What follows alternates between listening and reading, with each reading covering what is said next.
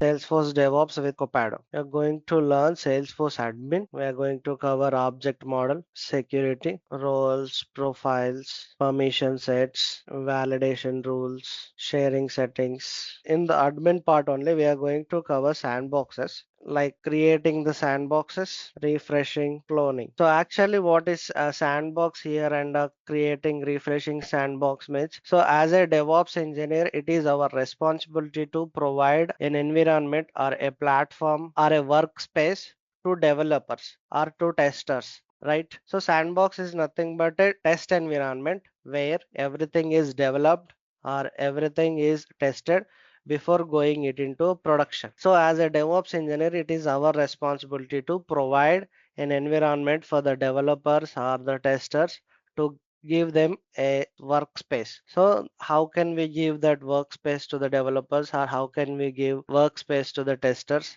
So what types of sandboxes we have, and what are the differences between those sandboxes, and what are the purposes of that sandboxes? Change management, which is nothing but deployments. The initial feature for Salesforce deployments is change sets. So to deploy Salesforce component, change set is used initially. The first feature before CI/CD comes into the place, the change sets are used. Then there are some other tools and workbench, and then Ant migration tool. Our main concepts comes GitHub Actions, the CI/CD DevOps tools. GitHub Actions are Azure pipelines or Bitbucket or GitLab. You can use Jenkins.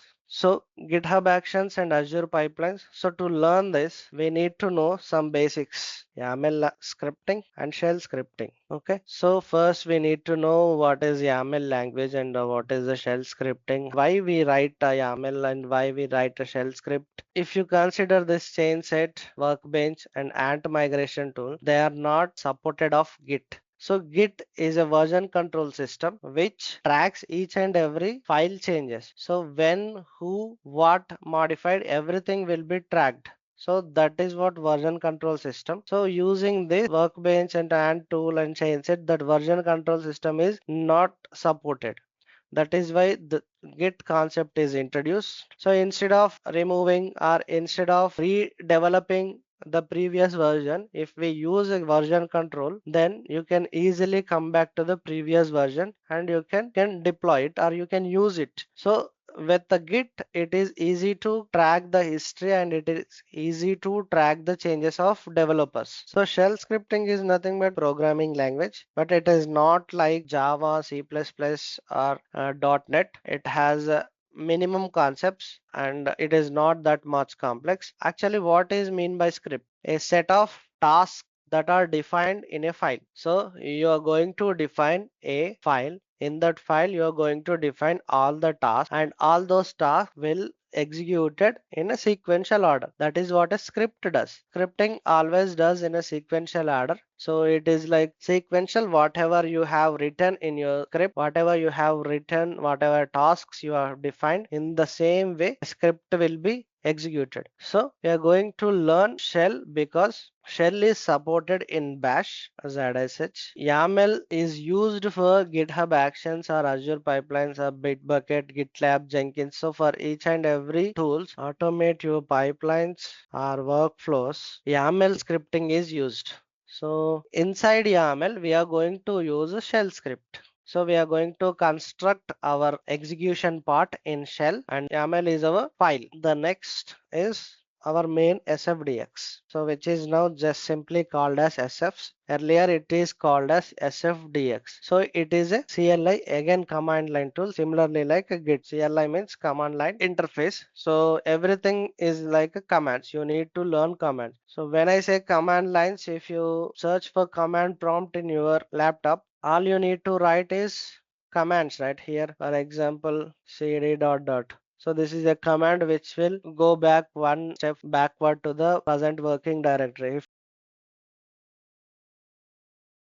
So you see it moved to another directory. Like this SFCLI and Git is completely command line tools. All you need to do is you need to run the commands so that your actions are performed. Whatever the actions you want to perform, whatever the logic or whatever you want to perform on your files, all tools uses a Git as a version control system, and all tools are YAML scripted. Okay, once you learn the YAML, so you need to write YAML file to automate your CI/CD. In GitHub Actions, we have lot of use cases like branching strategies, automated tests, and SonarQube analysis. This SonarQube is an external tool which also runs tests where if code is not following the best practices, then it will give you the violations. So how to integrate SonarQube, and there is also static code analysis tools. So here we have SF scanner and a PMD. These tools will be used in our automated CI/CD. So before deploying everything, our code will be scanned. If there are any violations, that will be reported and the deployment will be stopped. So there are a lot of